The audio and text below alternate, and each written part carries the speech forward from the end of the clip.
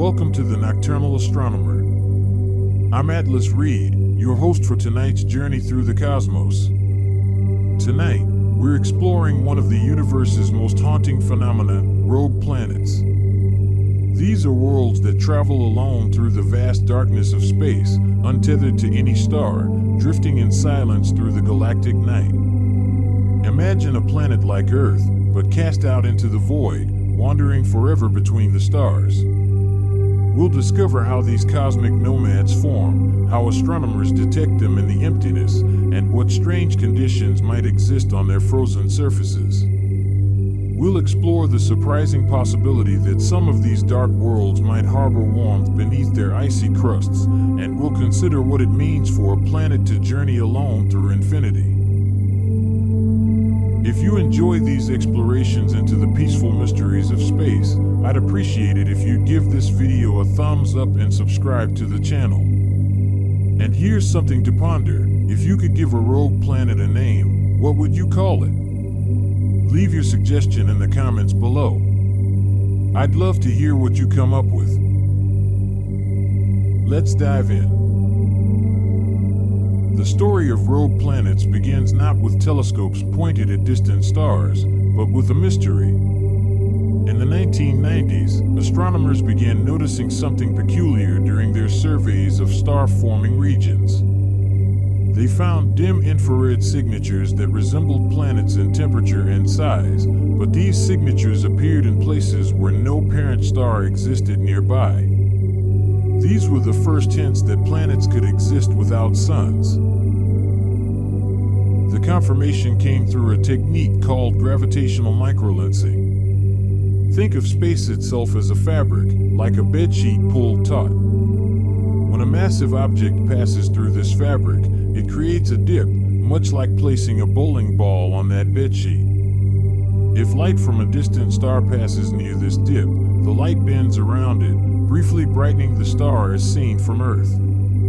In 2011, astronomers published findings describing a survey that detected multiple microlensing events consistent with planetary mass objects floating freely through the Milky Way. These detections suggested that rogue planets might be astonishingly common, possibly outnumbering stars themselves. These worlds remained theoretical curiosities until better detection methods emerged. The difference between seeing a planet next to a bright star and seeing one in empty space is like the difference between spotting a firefly next to a searchlight versus spotting one against a dark forest. Alone in space, these planets became slightly easier to detect through their infrared emissions, the faint heat they still radiate from their formation billions of years ago. By 2015, astronomers had cataloged several candidate rogue planets, including one discovered floating between star systems roughly 100 light-years from Earth. This particular world showed characteristics suggesting it was between 4 and 7 times the mass of Jupiter, with a temperature around 400 degrees Celsius, still glowing from the heat of its formation. The Nancy Grace Roman Space Telescope, planned for launch in the mid-2020s, is expected to revolutionize rogue planet detection. This observatory will conduct an extensive microlensing survey, potentially discovering thousands of these wandering worlds. Scientists predict it will help answer fundamental questions about how common rogue planets truly are and what sizes they typically possess. Current estimates, based on microlensing surveys and extrapolations from known detection methods, suggest there could be billions of rogue planets drifting through our galaxy alone. Some models propose there might be twice as many rogue planets as there are stars, making them one of the most numerous types of planetary bodies in the cosmos, yet also among the most invisible. Understanding how a planet becomes untethered from its star requires us to imagine the chaotic early days of solar system formation. When stars are born, they emerge from collapsing clouds of gas and dust, surrounded by rotating disks of material. Within these disks, planets gradually coalesce from countless collisions between smaller bodies. But this process is far from orderly. Multiple planets forming in close proximity create a gravitational dance that can turn violent. Picture a game of planetary billiards happening over millions of years. When 3 or more planets form in a young solar system, their gravitational interactions can become unstable. Computer simulations run by astronomers show that these multi-planet systems often undergo periods of dramatic reshuffling. A planet might swing too close to a larger neighbor, receiving a gravitational boost that flings it onto a different orbit. If this boost is strong enough, the planet can be ejected entirely from the solar system, sent tumbling into interstellar space at speeds of dozens of kilometers per second.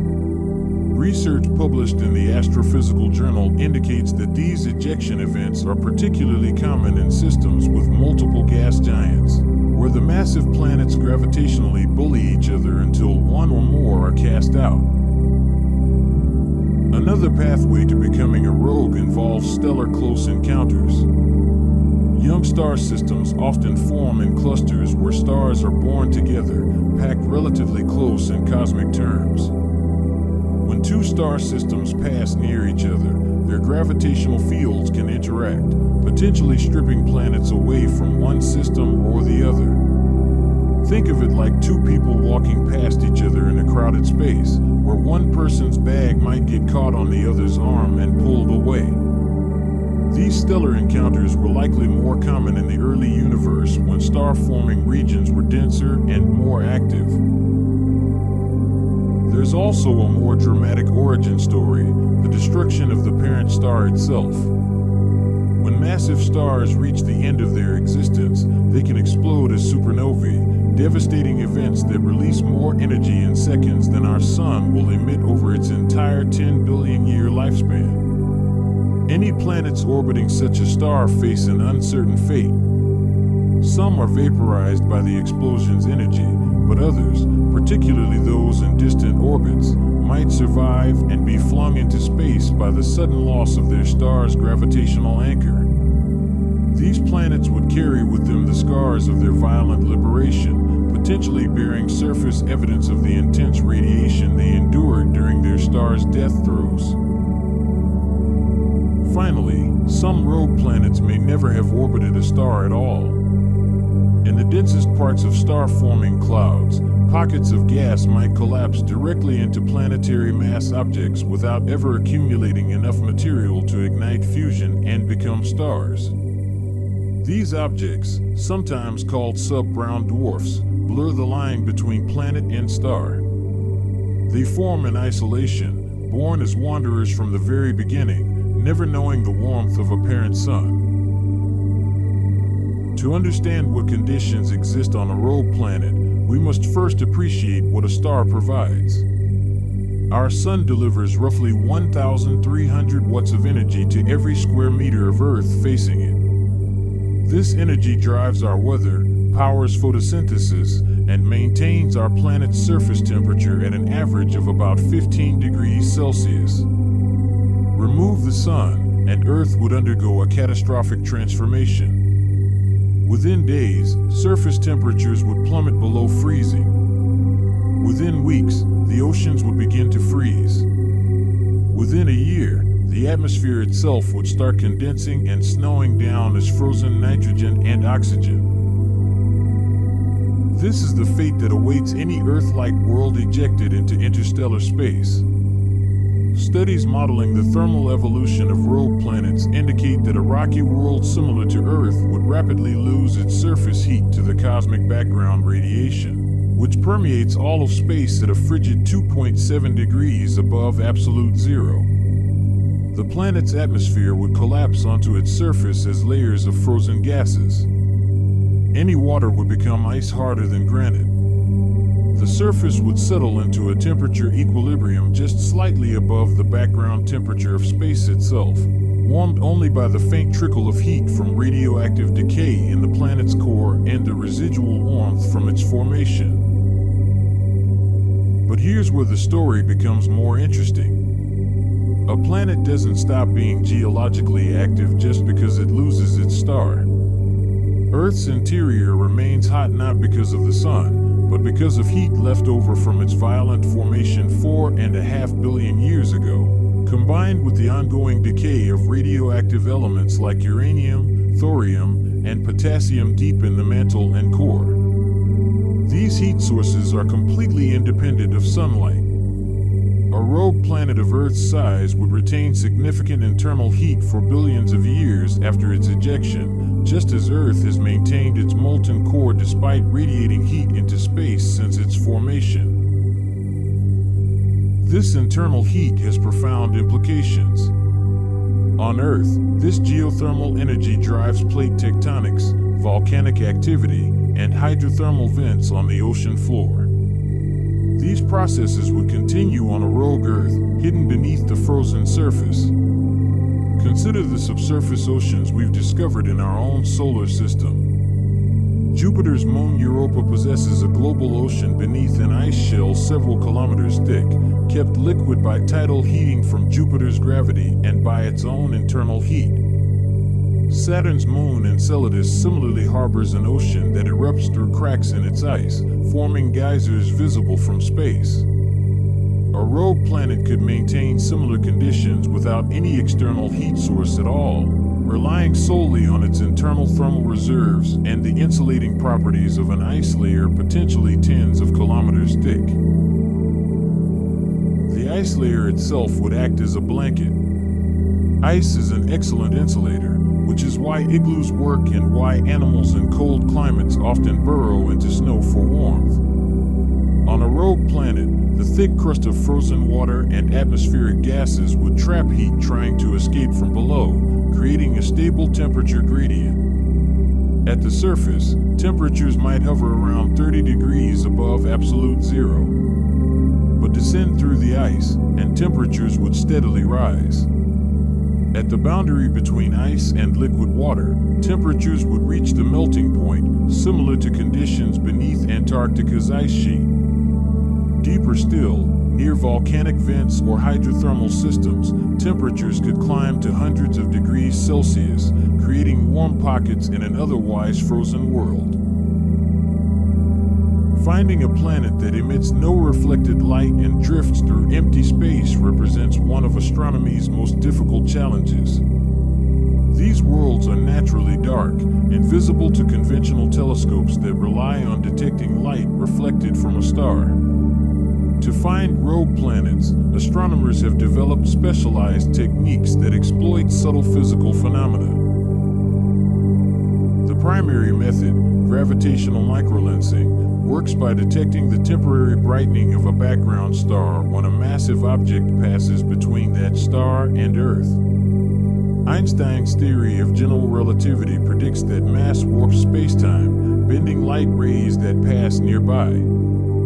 When a rogue planet drifts in front of a distant star from our perspective, the planet's gravity acts like a lens, focusing the star's light toward us and making the star appear brighter for a brief period. The duration of this brightening event depends on the planet's mass and speed. A Jupiter mass rogue might cause a brightening lasting several days, while an Earth mass rogue might produce an effect lasting only hours. The challenge is that these events are non-repeating and unpredictable. Unlike planets orbiting stars, where we can predict future transits once we've detected one, a rogue planet will never pass in front of the same background star again from our perspective. This means astronomers must monitor millions of stars simultaneously, watching and waiting for the telltale brightening pattern that signals a microlensing event. The Optical Gravitational Lensing Experiment Survey has monitored stars in the galactic bulge for decades, detecting numerous microlensing events. By analyzing the precise shape and duration of these brightening curves, astronomers can determine whether the lensing object is a star, a planet orbiting a star, or a rogue planet traveling alone. Direct imaging offers another detection avenue, but only for young, massive rogues. When a planet forms, the gravitational collapse generates enormous heat, which the planet radiates away slowly over billions of years. Young rogue planets, those only a few million years old, still glow brightly in infrared wavelengths from this formation heat. Giant planets like those several times Jupiter's mass can remain detectable in infrared for tens of millions of years after formation. Surveys using infrared telescopes have discovered several candidate young rogue planets this way, identifying isolated planetary mass objects in or near star-forming regions. These infrared surveys face their own challenges. First, they can only detect the most massive and youngest rogues, missing the vast population of older or smaller wandering worlds. Second, distinguishing a young rogue planet from a low-mass brown dwarf, a failed star that never gained enough mass to sustain fusion, remains difficult. Both appear similar in infrared observations, and the boundary between a massive planet and a low-mass brown dwarf is somewhat arbitrary. Astronomers generally classify objects below about 13 Jupiter masses as planets, but this distinction becomes murky for objects that formed in isolation rather than in a protoplanetary disk. The upcoming Nancy Grace Roman Space Telescope will combine a wide field of view with exquisite sensitivity to conduct the most comprehensive microlensing survey yet attempted. Its mission includes a dedicated program to search for rogue planets down to Mars' mass, potentially discovering thousands of these wandering worlds. By statistically analyzing the frequency and mass distribution of detected rogues, astronomers will be able to estimate the total population of free-floating planets in the galaxy and better understand the dynamics of planetary system formation and evolution. One of the most intriguing questions about rogue planets concerns the possibility of habitability. At first glance, this seems absurd. How could anything survive on a frozen world drifting through the void, far from any star's warmth? Yet scientists have identified several scenarios where rogue planets might harbor conditions suitable for certain forms of existence. The key lies beneath the ice. As we discussed earlier, a sufficiently large rogue planet would retain internal heat for billions of years. If that planet possessed water, the combination of insulating ice above and heat sources below could maintain liquid water oceans in the darkness. On Earth, we've discovered thriving ecosystems around deep-sea hydrothermal vents, places where superheated water rich in minerals erupts from the ocean floor. These ecosystems operate without any input from sunlight. Instead, microorganisms use chemosynthesis, deriving energy from chemical reactions involving compounds like hydrogen sulfide, methane, and iron. These microorganisms form the base of a food chain that includes tube worms, crabs, fish, and other creatures, all existing in complete darkness. A rogue planet with active geology could support similar chemosynthetic ecosystems. Research published in the International Journal of Astrobiology has explored this possibility, modeling the long-term habitability of subsurface oceans on rogue planets. The studies suggest that a planet roughly Earth's mass with sufficient water and radioactive elements could maintain habitable conditions for billions of years. The ice layer would need to be thick enough to provide insulation, but thin enough to allow some exchange of materials through cracks and convection. Hydrothermal vents on the ocean floor would provide both heat and chemical nutrients, creating potential oases in the dark. The atmosphere, or rather the lack of a traditional one, presents both challenges and opportunities. On a rogue planet, most atmospheric gases would freeze and accumulate on the surface. However, if the planet retains volcanic activity, it would continuously replenish the atmosphere with gases erupted from the interior.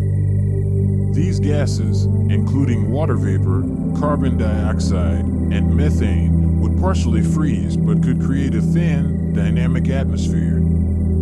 The interplay between volcanic outgassing and atmospheric freezing would establish an equilibrium unique to each rogue planet, depending on its size, composition, and level of geological activity. There's another intriguing possibility involving hydrogen atmospheres. Hydrogen is the lightest element and remains gaseous at extremely low temperatures compared to other compounds. A rogue planet with a thick hydrogen atmosphere could trap enough heat to maintain significantly warmer surface temperatures through greenhouse warming. Calculations suggest that a rocky planet with a hydrogen atmosphere a few percent of its total mass could keep surface temperatures above freezing despite receiving no starlight whatsoever. The hydrogen would need to be thick enough to create a powerful greenhouse effect, warming the surface through pressure and the gas's infrared absorption properties. Such planets might possess liquid water on their surfaces, sheltered beneath dense hydrogen skies. Even more speculative is the possibility of rogue planets retaining large moons. If a planet is ejected from its solar system but manages to keep one or more substantial moons, tidal interactions between the planet and its satellites could generate additional heat. This tidal heating, similar to what keeps Europa's ocean liquid, would supplement the planet's internal heat sources. A rogue planet with a large moon might experience ongoing volcanic activity, possibly even more vigorous than it would have experienced while orbiting a star. The tidal forces would flex and squeeze both bodies, converting orbital energy into heat through friction in their interiors. The journey of a rogue planet through the galaxy is one of profound solitude, yet also of constant, subtle interaction with its cosmic environment.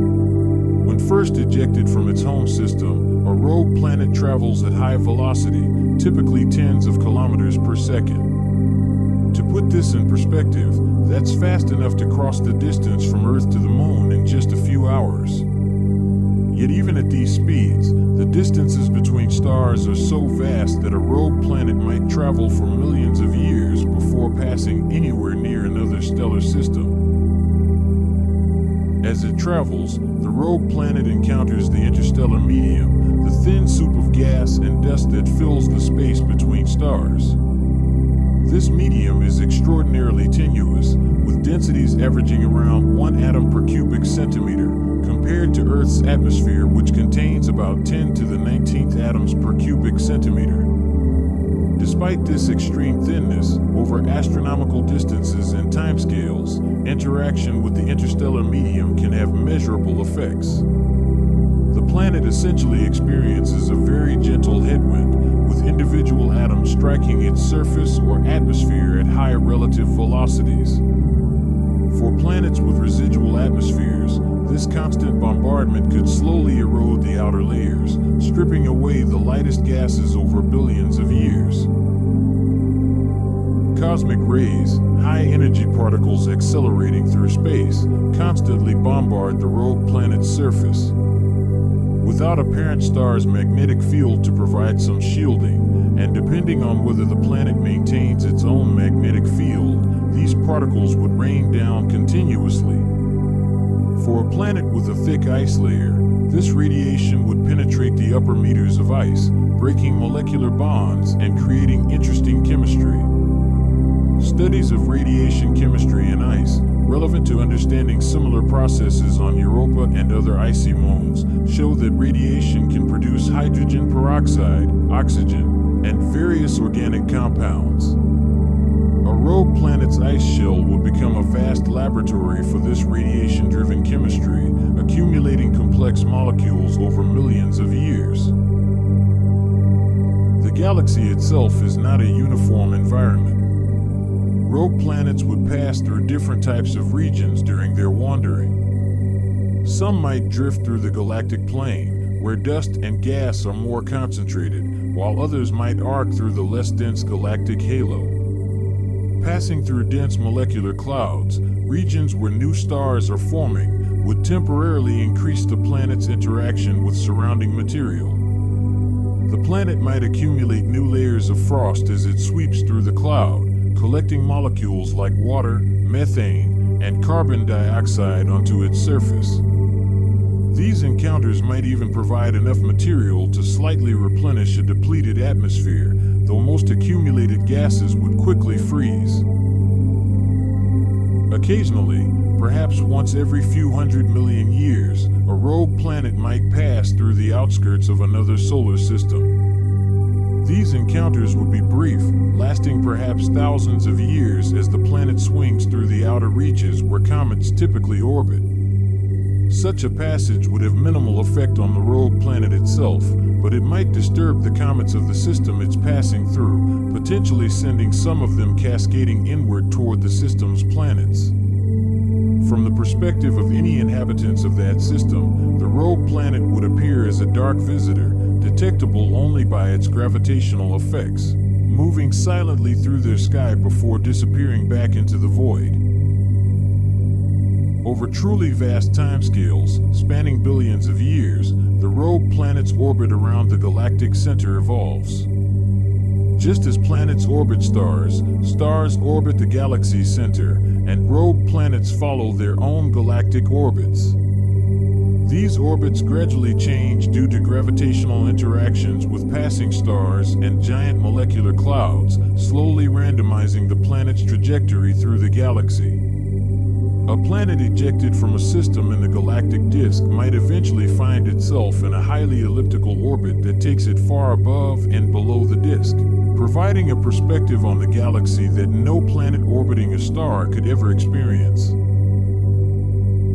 The sheer number of rogue planets represents one of the most startling revelations in modern astronomy. Early estimates based on microlensing surveys suggested these worlds might be relatively rare curiosities, perhaps numbering in the millions galaxy-wide. But as detection techniques improved and theoretical models became more sophisticated, astronomers realized the true population could be staggering. Current estimates, based on the frequency of microlensing events and simulations of planetary system dynamics, suggest there could be 1 to 2 rogue planets for every star in the Milky Way.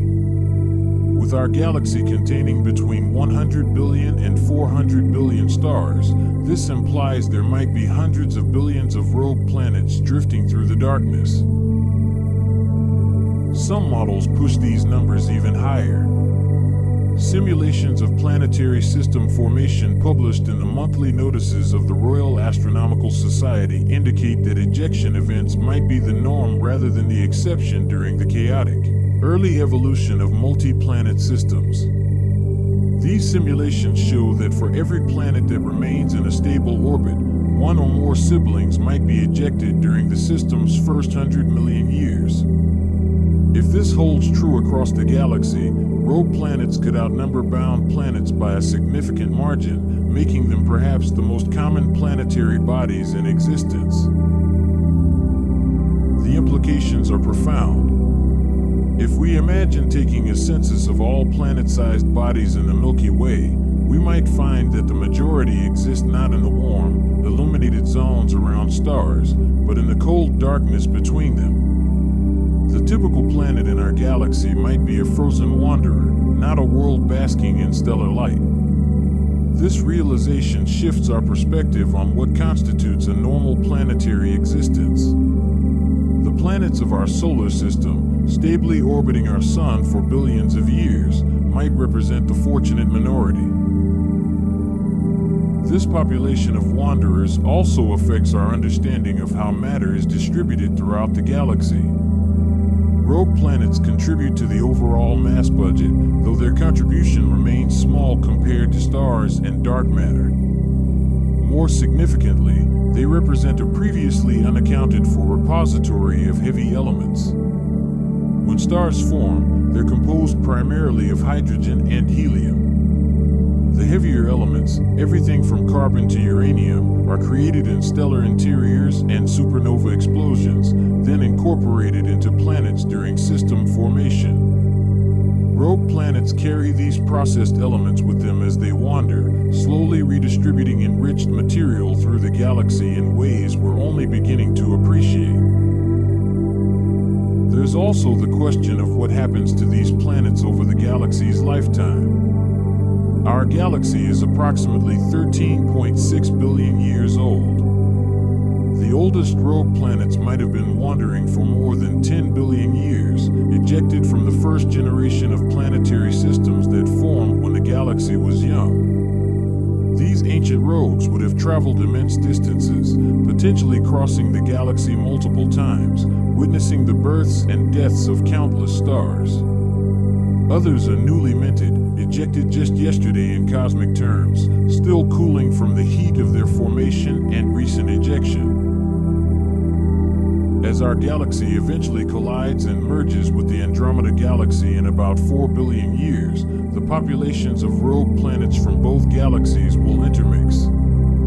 Some rogues might even find new homes, captured by stars during the complex gravitational dance of the merger. A wanderer that has drifted alone through the darkness for billions of years might suddenly find itself pulled into orbit around a new sun, beginning a second chapter in its existence as a bound planet once again. The study of rogue planets challenges us to expand our definition of what a planet can be and where planets can exist. These worlds demonstrate that planets are not inextricably tied to stars, that they can exist independently as free agents navigating the galaxy.